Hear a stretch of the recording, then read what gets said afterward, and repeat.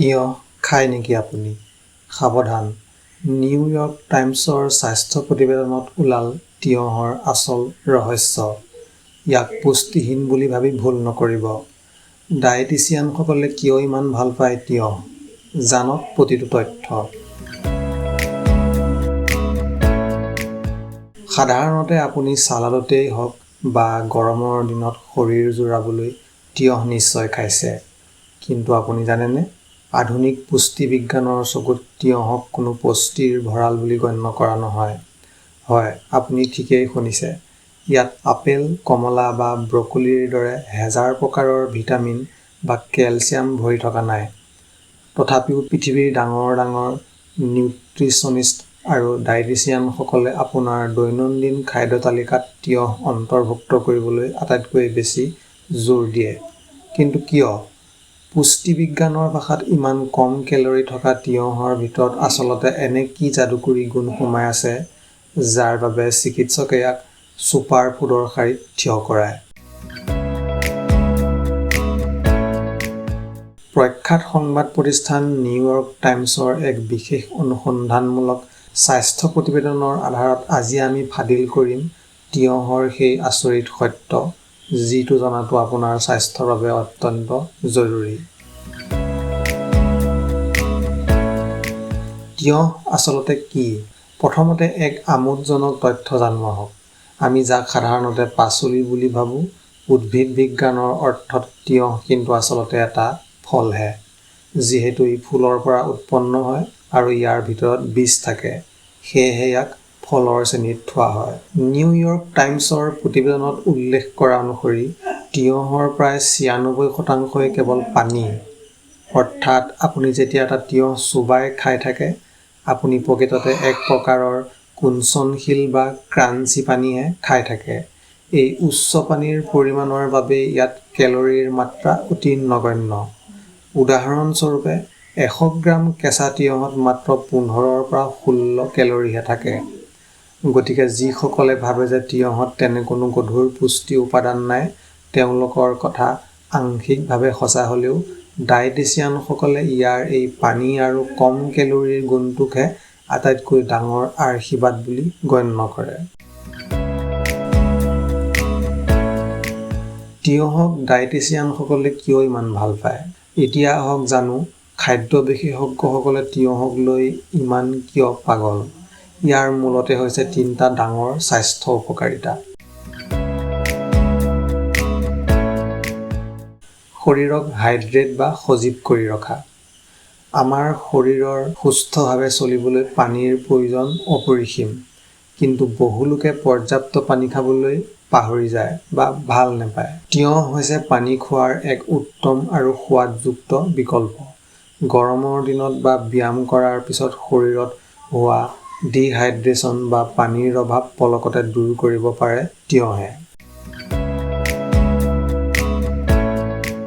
ওজন হ্ৰাস কৰাৰ মহৌষধ। যদি আপুনি মেদবহুলতা বা ওজন বৃদ্ধিৰ সমস্যাত ভুগিছে, তেন্তে তিয়ঁহ আপোনাৰ শ্ৰেষ্ঠ বন্ধু। কম কেলৰি আৰু বেছি ফাইবাৰ থকাৰ বাবে ইয়াক পেট ভৰাই খালেও শৰীৰত চৰ্বি জমা নহয়। ই আপোনাৰ ভোক নিয়ন্ত্ৰণ কৰে আৰু অনাহকত বেছি কেলৰিযুক্ত খাদ্য খোৱাৰ পৰা বিৰত ৰাখে। হজম শক্তি বৃদ্ধি আৰু কোষ্ঠীকাঠিন্য দূৰীকৰণ। তিয়ঁহত থকা দ্ৰৱণীয় আঁহ, বিশেষকৈ পেক্টিন নামৰ উপাদানে আমাৰ অন্ত্ৰৰ কাৰ্যক্ষমতা বৃদ্ধি কৰে। ই পেটৰ গেছ, এচিডিটি আৰু দীৰ্ঘদিনীয়া কোষ্ঠকাঠিন্য আদি সমস্যা মোহাৰি পেলায়। তিয়ঁহৰ লুকাই থকা পুষ্টি আৰু বিজ্ঞান। যদিও ইয়াত মেগা পুষ্টি নাই, তথাপিও তিয়ঁহ একেবাৰে উদং নহয়। চিকিৎসা বিজ্ঞানৰ মতে বাকলি নোহোৱাকৈ এটা তিয়ঁহ খালে আপুনি আপোনাৰ শৰীৰৰ বাবে প্ৰয়োজনীয় দৈনিক ভিটামিন কেৰ প্ৰায় ১৪ৰ পৰা ১৯% লাভ কৰিব পাৰে। এই ভিটামিন কে আমাৰ তেজ গোট মৰা আৰু হাড় মজবুত কৰাৰ বাবে অতি জৰুৰী। ইয়াৰ উপৰিও তিয়ঁহত পোৱা যায় পটাছিয়াম, মেগনেছিয়াম আৰু ভিটামিন চি। আটাইতকৈ গুৰুত্বপূৰ্ণ কথাটো হ'ল তিয়ঁহৰ বাকলিত প্ৰচুৰ পৰিমাণে এণ্টিঅক্সিডেণ্ট আৰু বিটা কেৰেটিন থাকে।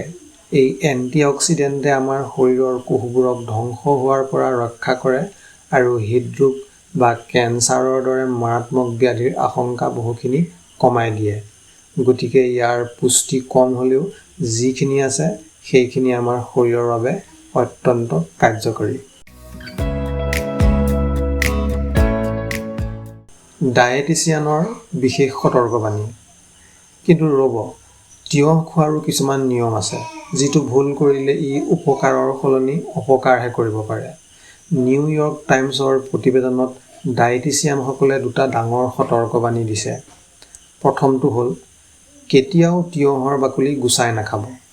তিয়ঁহৰ পচল আঁহ আৰু ভিটামিনসমূহ ইয়াৰ গাঢ় সেউজীয়া বাকলিখিনিতহে থাকে। বাকলি গুচাই খালে আপুনি কেৱল পানীটোহে পাব, কিন্তু পুষ্টি নাপাব। দ্বিতীয়টো হ'ল, যিসকল লোকে তেজ পাতল কৰা ঔষধ যেনে ৱাৰফাৰিন খাই আছে তেওঁলোকে হঠাৎ বেছি পৰিমাণে তিয়ঁহ খাব নালাগে, কাৰণ ইয়াত থকা ভিটামিন কেয়ে ঔষধৰ ক্ৰিয়াত বাধা দিব পাৰে। লগতে ৰাতি শুবৰ সময়ত অত্যাধিক তিয়ঁহ খালে পেট ফুলা বা গেছৰ সমস্যা হ'ব পাৰে। দিনটোত এটা বা দুটা তিয়ঁহ বাকলি সহকাৰে ধুই খোৱাটোৱে আপোনাৰ ছাল সতেজ ৰখাৰ পৰা আৰম্ভ কৰি ডায়েবেটিছ নিয়ন্ত্ৰণলৈকে সকলোতে সহায় কৰিব। তেন্তে আজিৰ পৰা আপোনাৰ ডায়েট প্লেটত তিয়ঁহ যোগ কৰিবলৈ নাপাহৰিব।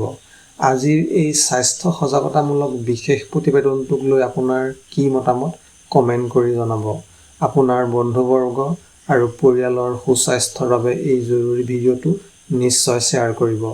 ৰাষ্ট্ৰীয়, আন্তঃৰাষ্ট্ৰীয় আৰু আমাৰ উত্তৰ-পূবৰ প্ৰতিটো সঁচা খবৰ আৰু এনে বৈজ্ঞানিক বিশ্লেষণ আটাইতকৈ আগতে পাই থাকিবলৈ আপোনাৰ প্ৰিয় চেনেল পূৰ্বোত্তৰক এতিয়াই লাইক, ফ'ল' আৰু ছাবস্ক্ৰাইব কৰি থওক। ধন্যবাদ। জয় আই অসম।